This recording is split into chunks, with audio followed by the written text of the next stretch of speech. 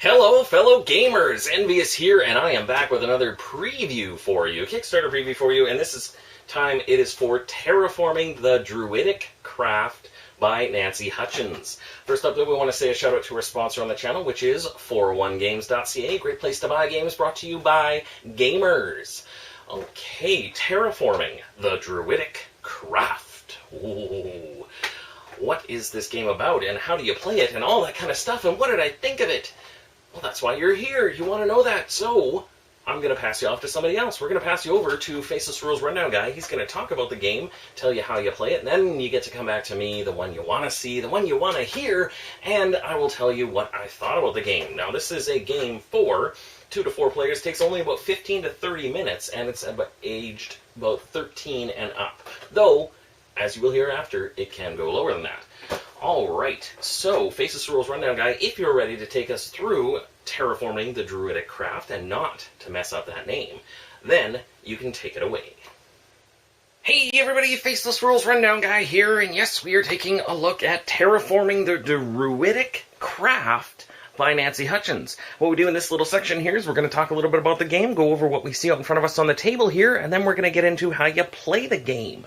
So, Terraforming the Druidic Craft. What are we doing in this style of game? Well, it's a game for 2 to 4 players, and what you were trying to do is you were trying to become the Elder Druid. There's this whole backstory about you being a druid and being trained by the Elder Druid, but there's a lot of you being trained by the Elder Druid, but then he died, but he didn't name who the next Elder Druid is, so now you're all out there to prove who's the best, and probably be named Elder Druid in the end.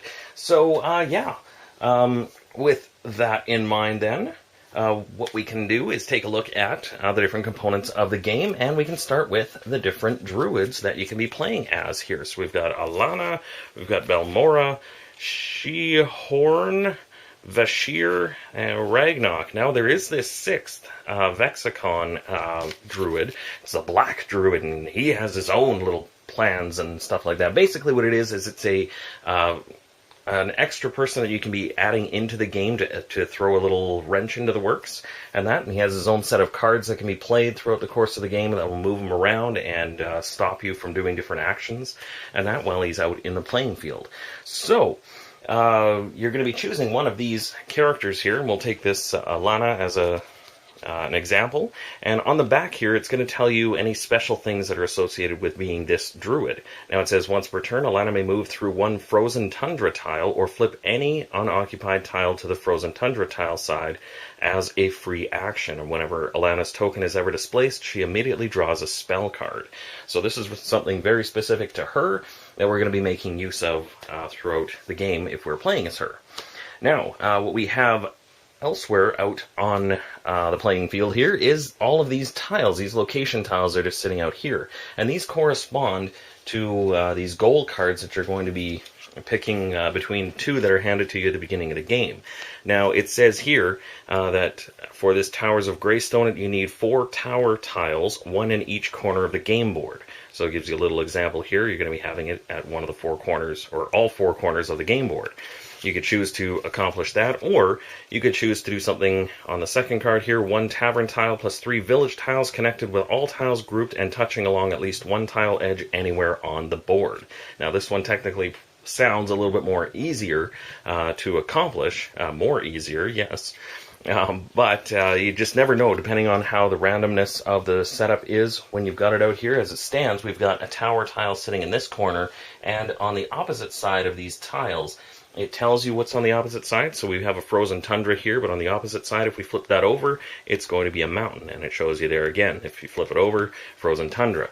Now, up on this river tile up in the top left corner, there is a little picture showing a tower. So technically, there's already 2 towers in place, and it's just a matter of getting 2 more, if you're really thinking about this one, because of how the area was put out there. But you still might want to go with a different one, whatever your choice is.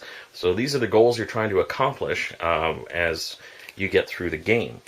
So, now that we've talked about that, we've talked about the different locations that you have there, and there's many different locations, and again, with the flip side of each of those locations being different, you just have to work with however it's randomly set out in front of you.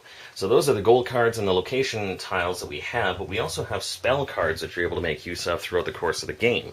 And we have Conjure Tornado, flip any 2 terrain tiles on the board, displacing any players. So that means displacing is if we happen to have somebody else other than Alana flip this location tile here over to the other side. It's going to move it over into the water side, but since she was on there, she's going to be displaced, meaning she goes back to the player, and then on the player's turn, taking their move action, they'll be able to move them back onto the board. We've also got casting Polymorph, swapping 1 pair of unoccupied terrain tiles. That's how you're going to be able to get something like this tower here up into this corner there, if you chose to do something like that. So you've got to manipulate the tiles as you see fit to match the goals that you're going to have. So, now that we've talked about that, that's basically all that's going to make up the game itself. It's more down to the tactics and decisions that you make throughout the course of the game. So, on your turn, there's a handy little reference card here that tells everything that you get to do on here. So, on your turn, first off, you could pass. You could do nothing on your turn. If you somehow see that that's tactically beneficial for you, you would take no moves or actions, cast no spells, etc., but then you would just draw a spell card. Or you could actually do something on your turn. Like, in any order, you could take 1 move action, cast 1 standard spell, use as many spell cards and or free actions as you desire. Then at the end of your turn, you draw a spell card. So, getting more into what each of those actions actually do, the move actions, you could choose to stay on your current tile, which is basically doing no move action. You could move to an adjacent tile, and it's only in the up, down, left, right, or orthogonally, or orthogonally, however they say that. So you can only move up, left, or right, but they also do say that this is technically the entire world, so it's kind of wrapped around in a globe, so you can go off the bottom and arrive at the top up there. So that, if you move 1 space, that is your move action. And if you are off the board at the start of your turn, you got displaced during somebody else's turn, you're off on, your token is at your player, you would move them onto the board at one of the edge tiles around, wherever you should choose, and that would be your move action, so you could bring yourself back onto the board there. Alright, so after you're taking your move action, or whenever you decide to take your move action, you could also do a standard spell action. Now, standard spells don't use these spell cards. These are standard spells that you're able to do at any time. You don't have to have the right card to do so. These standard spells, first off, would be to prepare, means cast no standard spell, again, if that's somehow tactically useful for you. The second one is called Transfiguration, which is flipping an active tile. An active tile is defined as the tile that your player is currently on. It doesn't matter, this is not an active tile, even though there is a player, it has to be your player to be the active tile. So you could flip it over. From mountains here, we've got river on the other side. That would be your standard spell action. The other possibility is called Transmutation. You get to replace an active tile with one from the market, and you could put either side up on the ones that you take from the market. So if you wanted to put in, say, this chapel, you could Transmutation, and you would take the tile at this spot, put it at the bottom of the market, there, then choose whichever one that you wanted here. We will take the chapel, let's say, and we're going to put it in this spot. Now, after that's done, you're going to replace it with the next tile from the market in there. So that is Transmutation. You also get to put it on either side if you wanted the chapel or if you wanted the forest. So you would put your marker back on there. You have now transmutated this tile into this new one. And thirdly, you could do what's called a levitate. You can swap, but it says not flip, the active tile with another tile another player's token is on. So in this instance, what you would do is you would be levitating. Say, since these are the only 2 players on the board, you would be levitating by taking this one and moving it up here, and taking that one and moving it down to the bottom. Now, the players would move with those locations. You would be swapping them there, but you could move around in that sense as well. That's the standard spells that you get to do. Now, it did mention playing any spell cards that you had or taking any free actions, and that's where we'll talk about now is the free actions. You can look at the backside of any tile on the game board or in the terrain tile market. Basically, you know, if you want some clarification as to what a symbol means, what it really is on the other side for wording, to ensure that you're doing the right thing or going to the right location, you could do that. You could play one or more of your spell cards, so if you start off the game with a couple of those, and you can take a look at them and decide whether it's the right time or whatever. Flip any 2 terrain tiles on the board, displacing any players. Well, we're going to do that one. We would discard it, and we're going to flip this one over so we get that tower in this bottom location. Since we flipped it over and there was a player on it, they get displaced off the board to be put on during their turn. Next, we could, for whatever reason, since we're flipping over another one, we could flip like that. And we've got another spell card here to swap 1 pair of unoccupied terrain tiles. We could play that one as well. Since we've got a tower up here, we could flip that one or swap those 2. And actually, we're now sitting with 3 towers in the 3 corners, where we've only got this 1 tower left to be able to get it into that corner, and we would, win. So that's working out pretty well for something that seemed like it was a little more difficult for us to pull off. So you can play those spell cards, and then it says once per turn you could use your Druid's move or flip ability. So in this case it had to do with frozen tundra locations. That doesn't really help us, so we don't necessarily make use of that on our turn. And once per turn you could discard your current goal, draw 2 new gold cards, select one, and put the other card at the bottom of the gold deck, or the goal deck. So if we didn't like, we would have to make a choice at the beginning of the game for which one we wanted. So let's say we took the tower one for whatever reason. We could discard this. If we didn't think it was working out for us, we could discard it, grab 2 new ones, make a decision between there, and keep one of them, discard the other, or put it at the bottom of the deck on there. But since our tower issue is working out pretty well, we're going to keep a hold of that one. So then at the end of our turn, we get to draw 1 spell card, getting ready for the next round. Here we've got a pick an edge terrain tile from a row, move it to the opposite end, and slide the row. Any tokens stay on the current tile. That may not super come in handy, but anyways, that would be what you could all do on your turn. So basically it comes to your turn, you've got a move action, you have a standard spell, which is messing around with these, based on where you are, and then you could get into the free actions, which is using spell cards, using your special ability, different things like that to accomplish what you have on that goal card. Now, as soon as somebody accomplishes that goal card, or if you set the game to accomplish a number of goal cards, then that player is the winner, and they would be classed as the Elder Druid. So that is how you play Terraforming, the Druidic Craft. Hopefully this gave you a good overview of how the game plays out here. What I'm going to do is I'm going to throw the video back over to NVS. He's going to let you know what he thought about playing the game, and I hope to see you on the next time I do one of these videos. So NVS, you can take it away. All right, well, thank you very much, Faceless Rules Rundown Guy. We appreciate, that section of the video that everybody skipped. Okay, so what did I think about Terraforming the Druidic Craft by Nancy Hutchins? Well, obviously, this is, as great as the pieces looked in this, it is still based off of a prototype version of the game. Things can be adjusted and altered, blah, blah, blah, by the time the final version comes out. So just keep that in mind. So it is the state of the game as it sits on my table, as I always say. Okay, so what did I think about this game?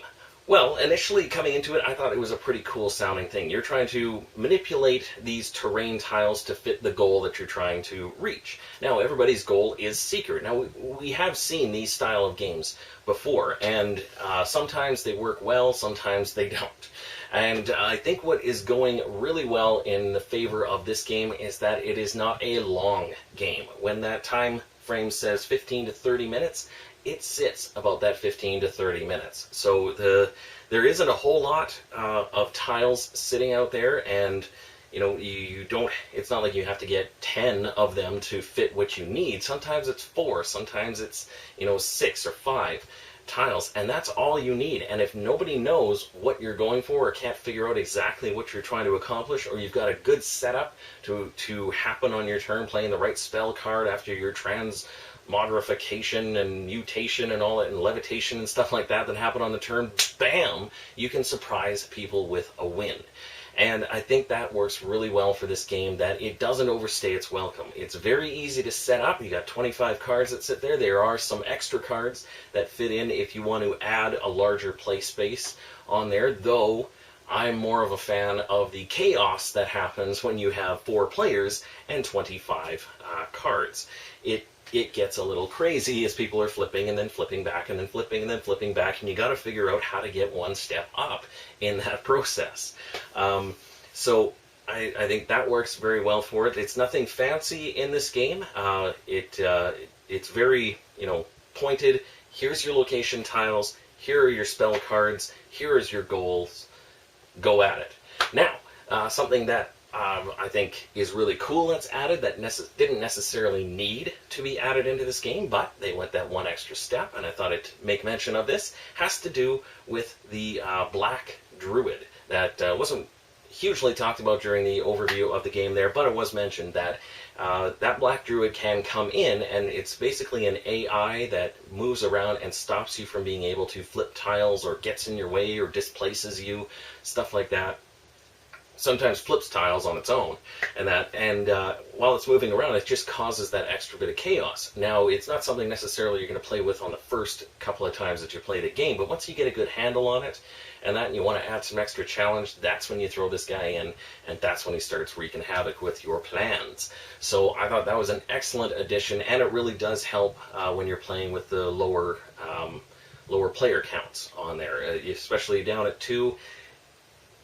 It's pretty wide open there to you can accomplish yours without even getting in the way of somebody else's goal. So having that Black Druid in there moving around and that, it's just going to add a little extra in there. But personally for me, I really like this game when it comes out at the 4 players, 25 cards, Black Druid, just create the chaos that's going on in there. And I really appreciate how easy it was to get into this game. How simply, once you sit down, you see it out on the board there, oh, that's what that goal means, and that's how I got to do it. Initially, it looks a little complicated. How do I get something way over here down to here, or I got to wait for it in the tile market? It's surprising how fast things can move and flip and swap and all of that when you're playing the game. But it was very simple to get into, and that works well for a 15 to 30 minute game. So very happy about this. Now, the age group that they said was about 13 and up. I played it with my 11-year-old, and she did very well with the game. She understood the concept, and she beat me. Yes, she did. I think I was one turn behind her to accomplish it, but yeah, I just couldn't stop her in a way without being like, unfatherly mean. That kind of a thing. But she beat me. Fair and square, we'll call it. Yeah. But anyways, so that age range can be moved around. It doesn't necessarily, it's not, you need to be 13 to understand this game. If you've got younger ones, it is very simple, or you can guide them a little bit along the way, but it's not like you've got a massive amount of things they have to do on their turn. You can just guide them along, and they'll see that their goal is coming together and different things like that. Or you've got somebody that might be 11 or 10 who picks up on things easily. They should have no problem with this. So anyways, those are my thoughts on Terraforming the Druidic Craft by Nancy Hutchins. I want to say a massive, levitatingly transmutated, transfigurational flip in thanks. I'm not talking terrain flips. I'm talking like physical backflip or something. I don't know what I'm talking about. But anyways, that's my thanks to her for sending this out to me. I really appreciate that. It's an interesting concept. It sounds very cool, and when you sit down to play it, it definitely doesn't overstay its welcome. And I had fun with it. And there's the chaos you can have when you get the 4 people and the Black Druid and all that kind of stuff. So big thank you to you for sending this out to me. I appreciate that very much, and appreciate all of you for checking out this video. Hope that you did enjoy it. If it spurned you on to check out the Kickstarter campaign for this game, then that is fantastic. And as well, too, if you want to hit the like button, hit the subscribe button, and hit up your local Druid club, which might be made up of like 13-year-old boys with those big glasses and no other friends. But anyways, if you want to hit them up and ask them what their terrain, what their favorite terrain is, and then let me know in the comments below. That would be great, and see if we get any comments. As well, too, if you want to check out whatever else is on the channel, we've got Kickstarter game previews, just like this one, retail game reviews, unboxings, playthroughs, and a weekly Here's a Kicker video feature where I talk about cool board games up on Kickstarter, looking for funding, just like Terraforming the Druidic Craft is. And that video comes out every Monday, so you can look forward to that. More new and awesome games get revealed every Monday. As well, too, we can say a final shout-out to our sponsor on the channel, which is 401games.ca, a great place to buy games brought to you by gamers. We thank them very much for their support, 401games.ca. So, until I see ya on the next video, whatever it might be, and whatever terrain I might have flipped my house onto. I don't like flipping houses. I can never do it. But anyways, until then, have yourself a great morning, afternoon, evening, or good night. We will see you later.